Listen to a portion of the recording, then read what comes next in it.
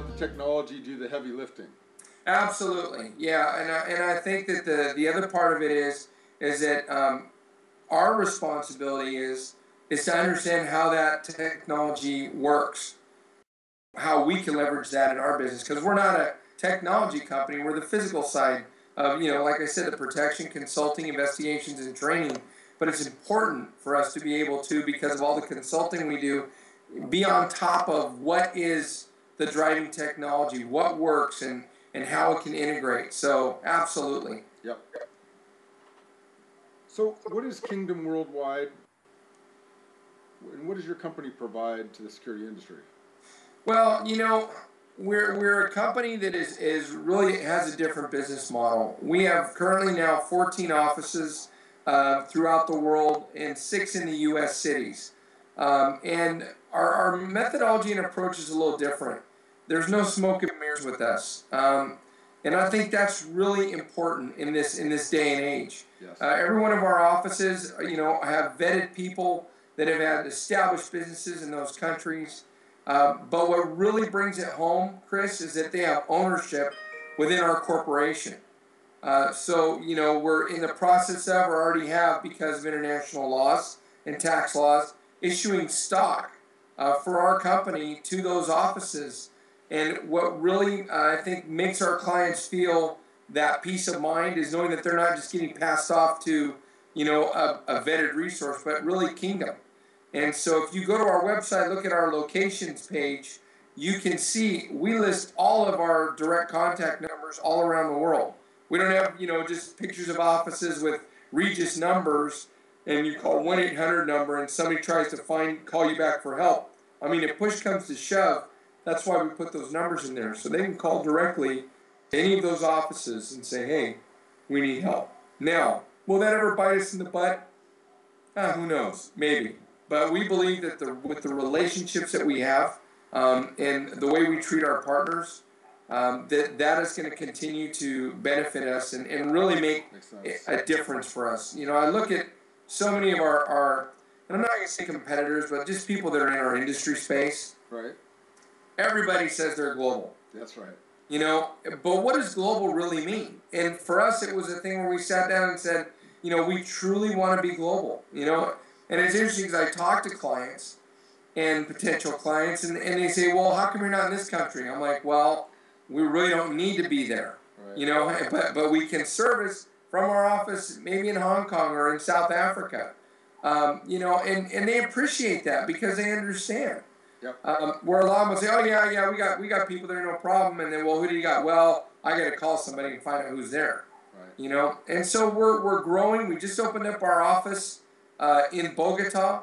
And, we're looking at going into Spain as well, and then Australia will be next. We just opened up an office in Russia, in Moscow, really right across from the Kremlin, which is kind of cool. I just came back from there. Yep. And we want to be strategic. So we look at, and we also have real-time intelligence. Mexico right now is a hotbed. Yes. And we have real-time intelligence about what's going on there. And I think that is another thing our clients really appreciate, is that they can call us and we can get that type of information for them about what's really being said, what's happening on the streets, etc. So, I believe that is what makes us different company, and the fact that we keep our overhead very low. And by that, we're able to pass that savings on to our client. And then our deliverables that we provide to our clients for consulting and investigations, our deliverables are fantastic. We have executive briefs we provide in addition to, the 120-page assessment if needed be. So it really works out well. Just depends on what you're assessing, right? Absolutely. So what would you say, James, to a student in the security field that's looking to go into the security market? Well, first of all, I would say it's a fantastic market, and it's wide open.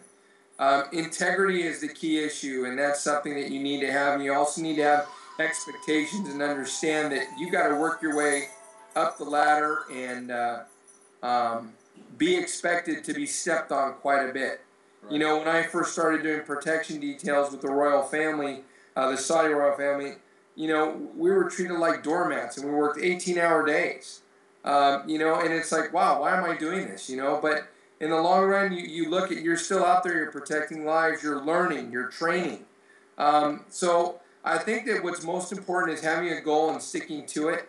If you want to go in and get your AA, Administration of Justice, or whatever the degrees are, make sure that that degree is real compliant with where you want to go, because there's so many different areas you can move into. I do believe that security management as a whole, right now, I personally feel that it is a very penetrative market. There are hundreds of guys looking for jobs right now that have been in this industry for years, in security director positions. So I think that if they're thinking they're going to come out and be a security director, that's not going to happen. So I think they need to find their niche, follow their passion, and also I think interning. Calling up some companies and saying, I'd just like to come and intern and learn, whether it's going on installations or, working in a command center or even doing security guard work.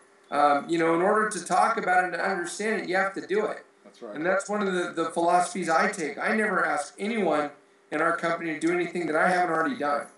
And so I think that's important as well, is being able to get in the trenches and not expect the glamour, because it's not glamorous. I've done very few things, well, 1% maybe of glamorous things, and that's, going to some special events or movie premieres or things like that. But most of it's hard work, long hours, and yeah, you get the pats on the back and the accommodations from the client, but, you're only as good as your best job. And when one thing happens sideways, that's when you have to be able to go back to them immediately and say, hey, we messed up, we're going to take care of it, and they appreciate that. So I think those are the things, as someone looking at this industry, that they really need to decide, how do I want to approach it, and what exactly is it that I want to do. So what's next for James Vierra? Well, just keeping the company moving in the forward direction. World Trek is a big focus for us right now, because we truly see, the tsunami earthquake in Japan, the need for communication, for companies to truly know real time where their people are. The London bombing and the subway, and the earthquake in Haiti, and by the way, these are all places that World Trek is and has been. In Egypt, in Libya, just everywhere. The reporters who were, snatched. These are very, very passionate things to us that we're pursuing. Even doing business closer at hand in Mexico City, I know there's a lot of executives that get taken. Absolutely.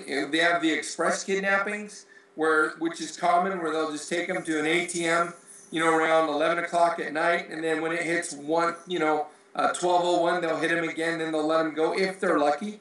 Yep. But there's a lot of employees that are jacked up because they have valuables in their truck, and they're either beaten and then their loads are taken, or worse, they could be killed.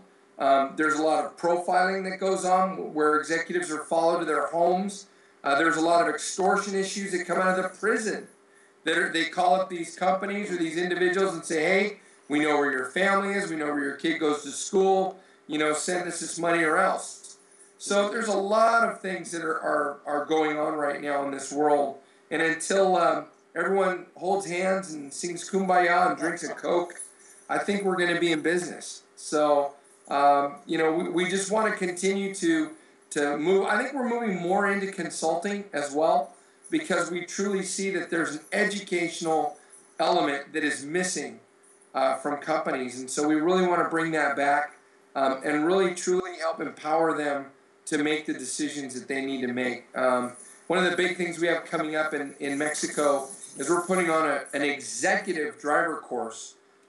You know how many executives, or the classes teach, fast movers with guns and all that? Well, we're basically teaching an executive in Mexico what to do with what he has, and that is his vehicle and his brains. Yep. And so we're teaching them how to do ramming, how to do counter surveillance. We're teaching them about security and safety. If they were kidnapped, how they would comply, what they would look for. We're teaching them about family security as well. all types of different things in a one-day course. And it really seems to be, accepted with open arms. So again, we're getting into that mode a lot, and it feels good at the end of the day, when people really go, man, we've been waiting for this, we want this, and that's what we're looking at. Good. Well, that's exciting. I'm looking forward to seeing what's next. I'll track you on your website. Well, we appreciate it, Chris, and we want to thank your company for taking the time and even thinking about interviewing me and on behalf of Kingdom Worldwide and the board as well. I'd like to say thank you, and we look forward to talking again and sharing some of the things that we're doing that we feel would impact the market in a positive way. Good. I'll look forward to it. Take All care right, and Chris. have a great evening. Thank you. You too.